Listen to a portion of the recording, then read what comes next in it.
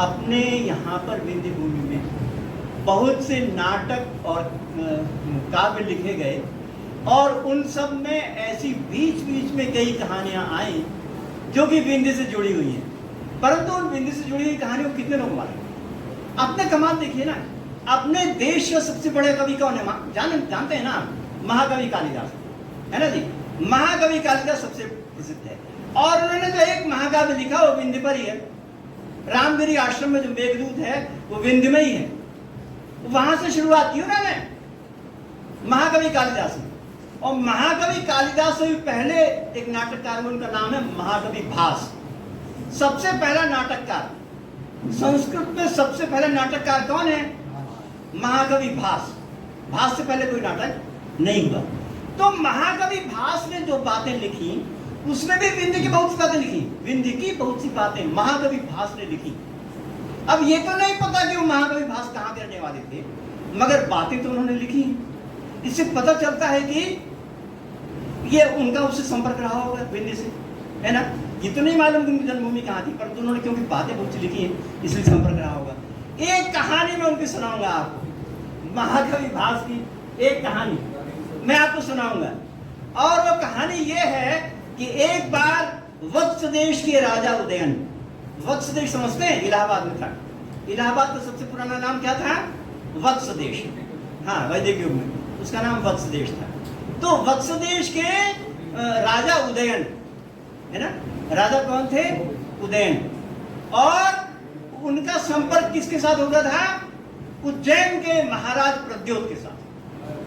मतलब कौशाम्बी से चलिए और उज्जैन तक, बीच में तो पहाड़ ही पहाड़ हैं, बीच में तो नदियां ही नदियां हैं, कांटे ही कांटे हैं बीच में, उसके बीच में और कुछ नहीं। बस वहां जाके पहुंचने कहाँ? उज्जैन। वहां मिलता है नगरी, वहां मिलता है बहुत बड़ा जिला, ये मिलता है। तो इलाहाबाद और उज्जैन के बीच में केवल नदियां, पहाड़, जंगल, यही सब कुछ था। तो जो वत्स देश के राजा उदयन थे, वो जो राजा उदयन है, उन्होंने सोचा कि चलो दक्षिण देश में जाकर के शिकार करेंगे वहां पर जाके, है ना। तो लोगों ने मना किया, उन्होंने कहा मत करिए ऐसा, वहां के जो लोग हैं ना, बहुत जंगल है, बहुत पहाड़ है, बहुत कंटक है, और वहां के लोग भी बड़े गड़बड़ हैं। उसने ये भी कहा है कि वहां के जो लोग हैं ना, वो बड़े आक्रमणकारी हैं, जरा सी बात होती मारते हैं, है ना। तो लोग भी बड़े गड़बड़ हैं, इसलिए आप वहां पर मत जाइए। पर तो फिर भी उनका पता नहीं क्यों मन था कि नहीं, हम दक्षिण दिशा में चलेंगे। तो दक्षिण दिशा में वो अपने पूरे सेना के साथ और पूरे अन्य लोगों के साथ चल पड़े शिकार करने के लिए। तो उस भास के नाटक में लिखा है कि चलते चलते वो नर्मदा के तीर पहुंच गए, नर्मदा के तट पर। क्यों जी? तो सतना होके गए होंगे ना, 4 बजे सतना होके जबलपुर तक पहुंचे होंगे और वहां नर्मदा नदी के तट पर पहुंच गए। और वहां नर्मदा नदी के तट पर वेणुवन मिला, और उसके आगे पहुंचे तो नागवन मिला, और नागवन के आगे पहुंचे तो मदगंधीर पर्वत मिला, है ना। पर्वत का नाम था मदगंधीर पर्वत, वहां पहुंच गए। तो जब मदगंधीर पर्वत था, बहुत घना था, बहुत पेड़ थे, बहुत ज्यादा घना। तो वहां पर पहुंच के जब उन्होंने घूमना शुरू किया तो वहां पर एक हाथी दिखाई दिया, और वो हाथी था मदगंधीर पर्वत में, जो हाथी था बड़ा गजब हाथी, ऐसा हाथी तो कभी किसी ने देखा ही नहीं। इतना बड़ा, इतना बढ़िया हाथी वो वहां पर था। तो वो उनको दिखाई पड़ा और उन्होंने कहा कि हमने हस्ती शास्त्र भी पढ़ा हुआ है, माने हाथियों का जो शास्त्र होता है ना, वो भी पढ़ा हुआ है। तो हमने जो उनके लक्षण होते हैं, उन लक्षणों को देख के हम पहचान लेते हैं कि सबसे बढ़िया हाथी कौन सा है। तो हाथी का नाम रखा उन्होंने नील कुवलय तनु, नाम का हाथी था, वो नाम रखा उन्होंने कहा कि हमने देख रखा है कि अगर नील कुवलय तनु नाम का हाथी मिल जाए तो इससे बढ़िया हाथी तो कोई होता ही नहीं, है ना। इससे सुंदर हाथी, बढ़िया हाथी तो कोई होता नहीं। चलो इसको पकड़ेंगे, चलो इसको पकड़ा जाए। तो बाकी सेना के जो अन्य लोग हैं, उन्होंने कहा कि महाराज मत जाइए, वैसे ही मदगंधीर पर्वत इतना बड़ा है, घना है, और फिर इतना बड़ा ये हाथी है, पकड़ने में बड़ी समस्याएं पैदा हो सकती हैं। मगर राजा उदयन माने ही नहीं। उन्होंने कहा कि नहीं, इस नील कूले तनु को पकड़ना है। तो आपने केवल 5-7 लोगों को साथ में लेके सबको बीच में छोड़ दिया।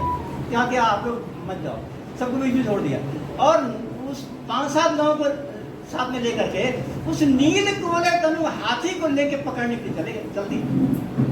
तो जब चलते रहे काफी, तो वो हाथी जो छटाता रहा, कभी वो आगे जाए, कभी पीछे जाए, कभी पास में आ जाए, कभी दूर भाग जाए, ऐसे छटाता रहा। अंत में ऐसा हुआ कि वो हाथी के बहुत पास में आ गए। राजा उदयन उस नील कूले तनु हाथी के बहुत पास में आ गए, और जब बहुत पास में आ गए तो जानते हैं क्या हुआ? गजब हो गया। जानते हैं क्या हुआ? उस नील कूले तनु का पेट फट गया। उसका पेट फट गया और उसमें से बहुत से सिपाही निकल पड़े। उस हाथी में से बहुत से सिपाही निकल पड़े, और सिपाही ने निकल करके तुरंत राजा उदयन को अरेस्ट कर लिया, गिरफ्तार कर लिया। तो राजा उदयन ने कहा, सोचा कि हम जान गए किसने किया है। ये काम चंड प्रत्योत का है, जो कि उज्जैन के राजा हैं, उनसे कुछ चलती थी उनकी, तो उन्होंने ये करवाया।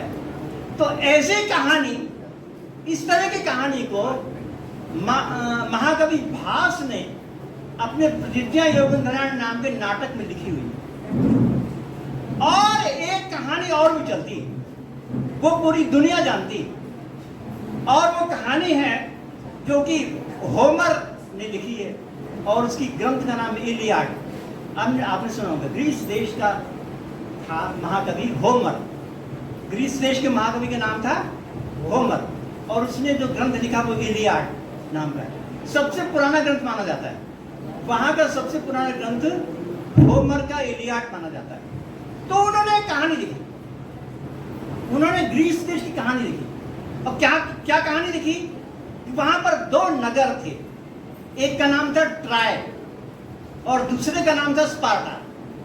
2 शहर थे, एक का नाम था ट्राय और दूसरे शहर का नाम था स्पार्टा। तो ट्राय का जो राजकुमार है उसका नाम था पेरिस। ट्राय के राजकुमार का नाम पेरिस था। तो जो पेरिस था राजकुमार, उसको इच्छा हुई एक बार कि चलो स्पार्टा में चलते हैं घूमने। स्पार्टा के पास में था ना, तो वहां पर चलते हैं घूमने। तो स्पार्टा में गया, और स्पार्टा की जो राजकुमारी थी उसका नाम था हेलेना। स्पार्टा की राजकुमारी का नाम था हेलेना। तो जो पेरिस था वो स्पार्टा की राजकुमारी हेलेना के संपर्क में आया और काफी दिन रह लिए, तो उनमें काफी प्रेम हो गया, है ना। और इतना प्रेम हो गया, इतना प्रणय हुआ कि स्पार्टा के जो होमर ट्राय का जो राजकुमार पेरिस था, वो हेलेना को भगा के ले गया। हेलेना को भगा के ले गया, अपने वहां पर ले गया, वहां अपने यहाँ पर ट्राय देश में ले गया। तो इससे स्पार्टा लोगों को बड़ा दुख हुआ, बड़ा क्रोध भी आया, क्यों भगा के ले गया हमारी राजकुमारी को। तो उन्होंने जो स्पार्टा के लोग हैं, उन्होंने ट्राय पर आक्रमण कर दिया। उन्होंने ट्राय देश पर आक्रमण कर दिया। स्पार्टा के जो लोग हैं उन्होंने ट्राय पर आक्रमण कर दिया। और ट्राय बहुत बड़ा नगर था, उसमें बहुत बड़े बड़े किले थे, बहुत बड़ी ऊंची ऊंची दीवारें थी। तो कहानी में ये कहा है कि 10 वर्ष हो गए, पता नहीं 10 वर्ष कम ही हुए होंगे, कुछ भी हो, तो इतना समय हो गया, मगर स्पार्टा के लोग ट्राय वालों को, ट्राय की जो राजधानी उसको वश में नहीं कर पाए, ट्राय को किले के अंदर नहीं घुस पाए। तो उसके बाद स्पार्टा का जो सेनापति है उसने बुद्धि कौशल किया। उसने थोड़ा सा कहा कि ऐसे काम नहीं चलेगा, थोड़ा तकनीक से काम चलेगा, तकनीक को देखना पड़ेगा। तो बुद्धि कौशल में वहां पर उसने ये कहा कि एक तो घोड़ा बनाते हैं, है ना। और घोड़ा ऐसा था कि वो जो उनका किला था उसके पास से पहुंच गया। तो सेनापति ने कहा कि अपनी जितनी सेना के जो तंबू अम्बू है ना, उसको जला दो। जला देने से ये लगेगा ट्राय वालों को कि स्पार्टा वाली सेना हार के भाग गई, ऐसा लगेगा। और काठ का एक घोड़ा है, उसको वहां पर बिठा दिया, कहाँ? ट्राय का जो किला है उसके पास। तो ट्राई वाले लोगों ने देखा कि बड़ा बढ़िया घोड़ा है, अपने आप ही चल रहा है, अपने आप ही चल रहा है, खूबसूरत भी वही है, सुंदर भी बहुत है, बहुत बढ़िया चल रहा है। तो ट्राई वालों को बड़ा मजा आया, उसके साथ उस घोड़े के साथ खेलते रहे। और जब शाम हो गई तो उस घोड़े को अपने किले के अंदर ले गए, अपने किले के अंदर ले गए, और किले के अंदर ले जा करके वहां पर भी खेलना शुरू किया, वहां पर खेलते रहे। तो उस कहानी में कहा है कि जब रात के 10 बज गए तो उस घोड़ा का पेट फट गया और उसमें से बहुत से सिपाही निकल पड़े। और सबसे पहला काम उन्होंने ये किया कि जो उसका किला है ना, किले की जो कुंडी है ना, उसको खोल दिया जा करके। सबसे पहला काम ये किया उन्होंने, किले की कुंडी खोल दिया। तो बाकी स्पार्टा के जितने भी लोग हैं, सब सेना के लोग सब घुस आए अंदर, और ट्राई वालों का जो है वो हार हो गई। ये बात उन्होंने कही। तो मैं ये कहना चाह रहा था कि ट्राई की जो ये घटना है, उसका नाम है Trojan war, TROZAN, Trojan war. ये उस घटना का नाम है, और उस घटना को, उसकी कहानी को पूरी दुनिया जानती है। पूरी दुनिया के पाठ्य पुस्तकों में पढ़ाया जाता है कि ट्रोजन वार क्या होता है। ट्रोजन वार की उपमा, उसकी मुहावरा और व्याख्यान में उसकी प्रस्तुति, ये सब लोग करते रहते हैं कि ट्रोजन वार इस तरह हुआ है। मगर कभी किसी ने भी महाकवि भास के योगेंद्रनारायण की कहानी का जिक्र किया? उसी तरह की कहानी है, उतनी बढ़िया कहानी है, मगर कोई नहीं जानता कि विंध्य भूमि में भास ने महाकवि योगेंद्रनारायण के नाटक में उस कहानी को कैसे लिखा, कोई नहीं जानता। तो क्या इस प्रकार की कहानी को हम लोगों को प्रचारित करना जरूरी नहीं है? उन लोगों ने तो उतना किया है, उन लोगों को पता नहीं है कि मिथ है कि क्या है, परंतु इतना किया है कि पूरी दुनिया में फैला दिया। और हम लोग उस कहानी को भारत में भी प्रचारित नहीं कर पाए। तो प्रचारित करने की बात होती है, कौन कितनी बढ़िया और कौन कितनी कीमती चीज होती है। उस कीमती और बढ़ियापन की सबसे बढ़िया पहचान ये होती है कि प्रचार करो। अगर मेरे पास जौहरी हो और रत्न भी हो, मगर घूरे में पड़ा हो, तो कोई नहीं जानेगा। और सामान्य सी चीजों में लेबल लगा करके और बहुत बड़े मैं सामने प्रदर्शित कर दूं तो सब लोग उसको जानेंगे। तो ट्रोजन वार को सब लोग जानते हैं और महाकवि योगेंद्रनारायण की बात को नहीं जानते। इसलिए यहाँ पर ये इस प्रकार की वर्कशॉप करते हैं कि हम विंध्य की बात को तो बता पाए। हमारा ये दावा नहीं है कि प्रतिजय योगेंद्रनारायण ने जो लिखा है वो बिल्कुल सही लिखा होगा, इसलिए हम मिथ कहते हैं। मैंने कभी थोड़ी कल्पना भी, थोड़ी सच्चाई भी, तो थोड़ी कल्पना भी हो सकती है, मगर सच्चाई भी तो हो सकती है ना जो उन्होंने लिखा है।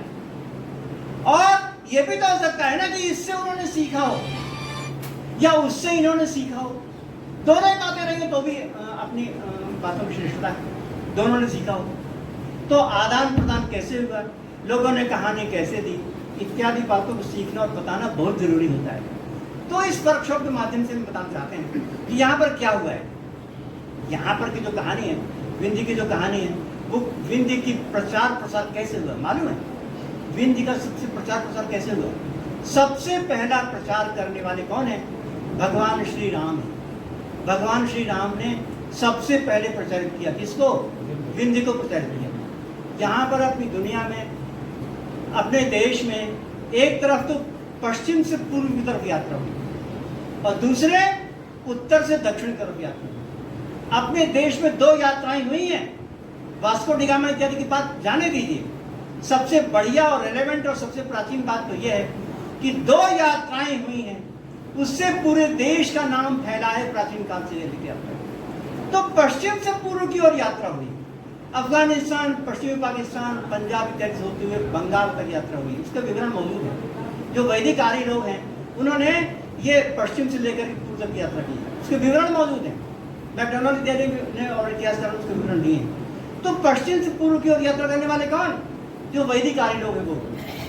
और उत्तर से दक्षिण की ओर यात्रा करने की प्रतिष्ठापना करने वाले कौन? भगवान श्री राम। भगवान श्री राम के से पहले हमको पता नहीं है कि इसका प्रचार, इसकी प्रसिद्धि कैसे। और भगवान श्री राम ने तो प्रचार किया, भगवान श्री राम ने तो प्रतिष्ठापना की। शुरुआत किसने की? भगवान श्री राम के आने से भी पहले शुरुआत किसने की? शुरुआत की महर्षि अगस्त्य। अगस्त्य नाम के जो महर्षि हैं, उन्होंने उत्तर से दक्षिण की ओर यात्रा करने की शुरुआत की, प्रारंभ किया, है ना। तो जब वो चले वहां से, तो इतने कांटे, इतने इतने सांप बिच्छू, इतने घने पेड़ थे कि उनके हाथ पैर जो है वो बिंध गए। और बिंध जाने के कारण से उसका नाम पड़ा विंध्य। विंध्य जो नाम पड़ा वो इसलिए कि अगस्त्य जो वहां से चले, उसके हाथ पैर उनके बिंध गए। वेद में नाम नहीं विंध्य का, परंतु अगस्त्य ने किया, उसी ऐसे उसका नाम पड़ा। तो उसमें बहुत सी कहानियां हैं, वेदों में भी कहानियां अगस्त्य की, और भगवान श्री राम के समय में भी कहानियां अगस्त्य की हैं। मगर उन कहानियों को कौन संकलन करता है, कंपाइलेशन कौन करता है ना। जो कहानियां जहाँ जैसी वैसी हैं, है ना। वेद में जो एक कहानी है ना, वेद में एक कहानी है कि जो अगस्त्य थे वो विदर्भ देश में गए थे, है ना। तो विदर्भ देश के राजा थे निमि। तो विदर्भ देश की जो राजधानी थी वो आजकल का नागपुर हो गई, क्यों जी? आजकल का जो नागपुर है ना, वो विदर्भ देश की वहाँ पर कहीं पर उनकी राजधानी रही होगी। तो उनकी जो राजकुमारी थी ना, उसका नाम था लोपामुद्रा। तो लोपामुद्रा के पास वो गए और प्रणय हुआ उनसे, और ये बात हुई कि विवाह हम लोग कर लें। तो लोपामुद्रा ने कहा कि अरे तुम इस रूप में आए हो, तुम्हारे को कुछ है ही नहीं, तो जब कुछ तो हो, विवाह अगर करना है तो ऐसा कुछ तो होना चाहिए, है ना। ऐसे जड़ाजूट बनकर से थोड़ी विवाह होता है ना। कुछ तो सामग्री हो, भोग्य सामग्री, उससे होना चाहिए। तो फिर अगस्त्य गए लेने के लिए, मांगने के लिए, और जाने कहाँ से लाए, और तो इत्यादि बातें तो वेद में कही। और उसके पश्चात जो रामायण में बातें कही गई वही कमाल है। रामायण में कहा कि वो जो वहां से चले उत्तर से दक्षिण की ओर यात्रा करने के लिए, तो विंध्य था, तो कमाल था। विंध्य तो कमाल था ना, पर्वत सबसे ऊंचा, जैसा कुछ में लिखा है, बहुत ऊंचा पर्वत था। उसके ऊपर चढ़ना आसान काम था। उसके ऊपर छोड़ो फिर नीचे आओ, फिर छोड़ो फिर नीचे आओ, बहुत कठिन काम था। तो महर्षि अगस्त्य ने एक पर्वत पर चढ़े, और एक पर्वत पर चढ़ने के बाद वहां पर उसके शिखर पहुंचे, तो विंध्य ने उनको प्रणाम किया। विंध्य पर्वत ने अगस्त्य को प्रणाम किया, कहा कि आप महर्षि हैं, आप इतने बड़े हैं, और मैं तो आपके सामने कुछ नहीं, प्रणाम किया। तो महर्षि अगस्त्य ने आशीर्वाद दिया कि चिरंजीवी भव। और जैसे तुमने सिर झुकाया है ना, जैसे तुमने सिर झुकाया है, वैसे ही सिर झुकाए रहो तब तक, जब तक मैं वापस लौट के ना आऊं, तब तक सिर झुकाए रहो इसी तरह, है ना। और न वो वहां से वापस लौट के आए, और न वो सिर उठा पाया। न नौमन तेल होगा, न राधा नाचेंगे, तो वो आए भी नहीं, और वो सिर भी नहीं उठा पाया। तो कहानी में ये लिखा है कि विंध्य का रुकना विंध्य का ऊंचे उठना रुक गया। कब? जबकि अगस्त्य वहां पर आए। ये तो कहानी है। कहानी से हम तत्व को निकाल लेना चाहिए। जो बातें हैं उसको हमें निकाल लेना चाहिए। तो जब हम बातों को निकालते हैं तो ये पता चलता है कि अगस्त्य ने बड़ा परिश्रम किया होगा।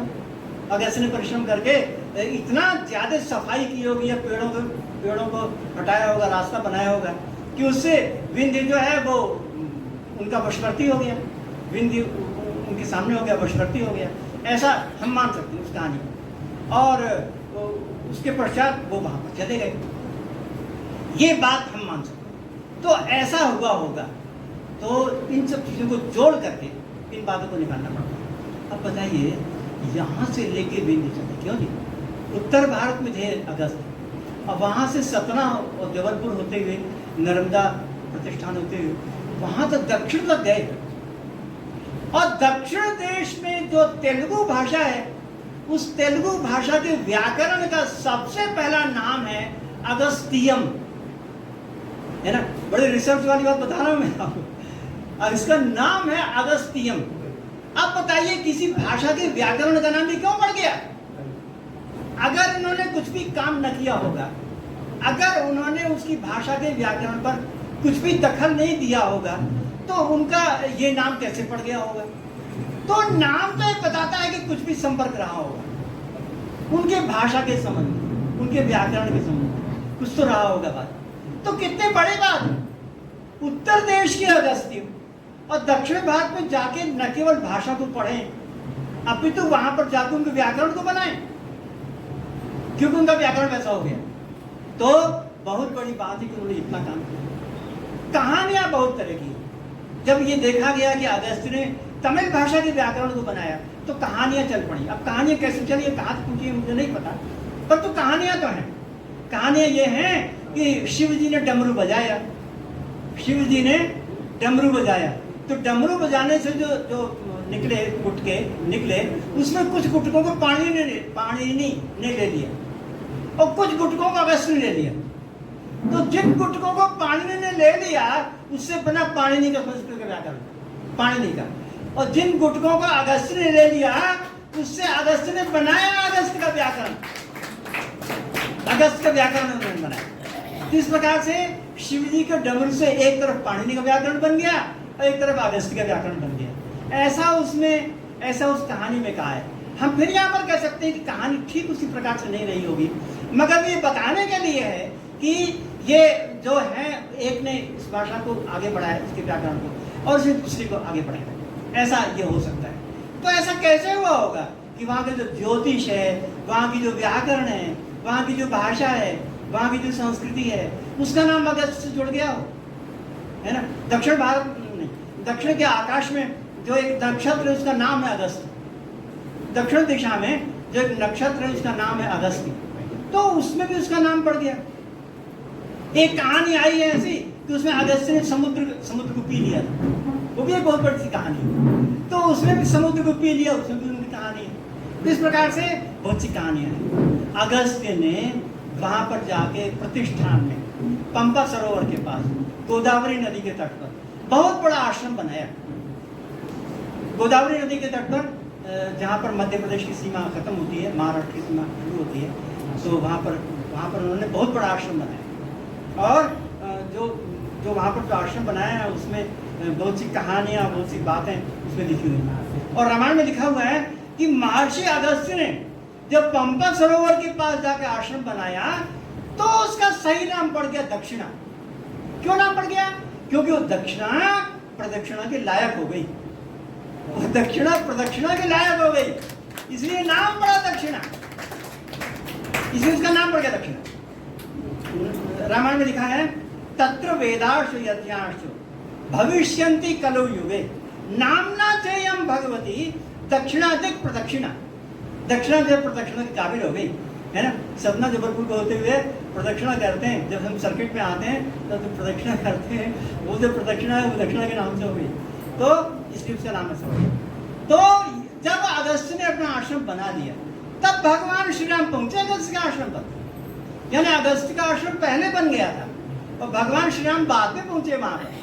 तो मैंने कहा ना, अगस्त्य का आश्रम अगस्त्य ने प्रवर्तन किया और भगवान श्री राम ने प्रतिष्ठापन किया, उसकी प्रतिष्ठापन की। और रामायण में लिखा है कि जो अगस्त्य का आश्रम था उसमें किस किस तरह के तपस्वी लोग थे, न जाने कितने की तरह से तपस्वी लोग थे। एक का नाम था संडिलशाही। संडिलशाही का मतलब होता है कि ऐसे तपस्वी जो कि चबूतरे पर ही सोते हैं, है ना। पलंग पर सोने के बाद तो जाने दीजिए, चबूतरे पर ही सोते हैं, बाद में कहीं सोते ही नहीं, संडिलशाही।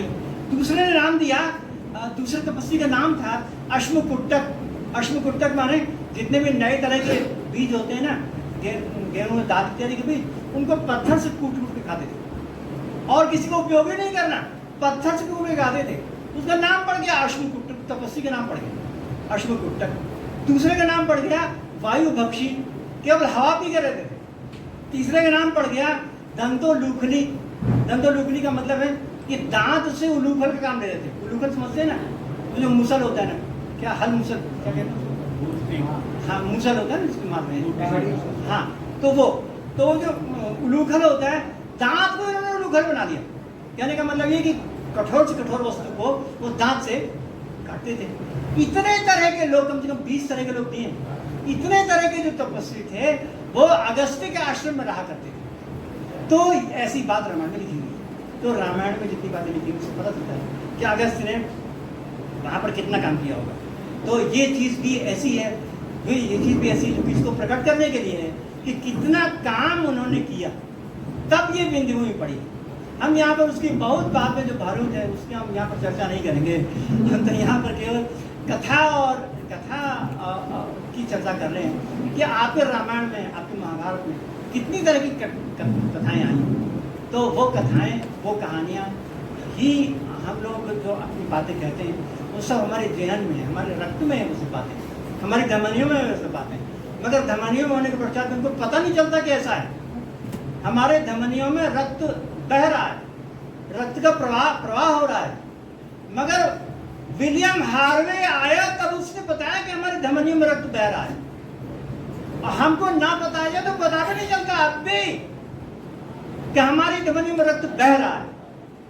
तो जब हम इस प्रकार की वर्कशॉप करते हैं तो पता चलता है कि जितनी प्रकार की हम घटनाएं और इत्यादि हम बोलते हैं वो सब वहाँ से आई हैं, उनका स्रोत ये है। इत्यादि बातों को बताने के लिए हमने यहाँ पर वर्कशॉप को प्रारंभ किया और हमने सोचा कि विंध्य को किसी न किसी रूप में उजागर करें, प्रस्तुति दें, आगे बढ़ाएं।